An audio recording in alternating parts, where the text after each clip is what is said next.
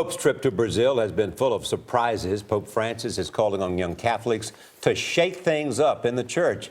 He says he wants, quote, trouble in the diocese. He hopes to bring the church closer to the people. Dean Reynolds is traveling with the Pope in Rio de Janeiro. Dean, good morning.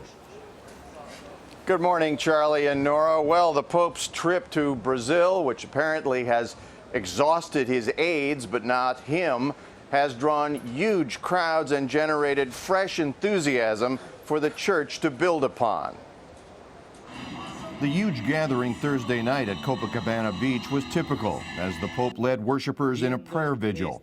Young people from across the globe were on hand, including some Americans who made the journey. It is emotional for me because outside of the birth of my two children, this is the greatest moment of my adult life. It was awesome. People from all over the world around us just waiting for him to come by. The Pope's popularity seems based on a more humble approach to the papacy. His repeated expressions of concern and support for the poor have earned him the nickname the Slum Pope. And earlier in the day, Pope Francis lived up to that nickname.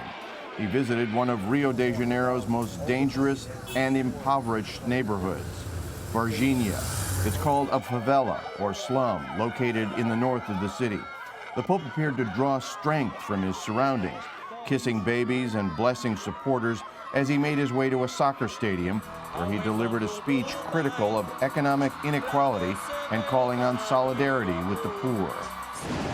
Brazil has recently been the scene of massive protests against government corruption, and the Pope addressed the concerns of the mostly young people at the center of those demonstrations, telling them not to yield to discouragement or lose hope.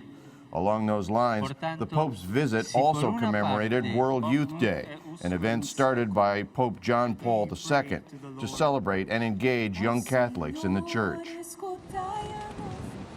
Now, the Pope is from Buenos Aires, of course, and the joke around town here in Rio is that he's already performed his first miracle by getting Brazilians to love an Argentinian.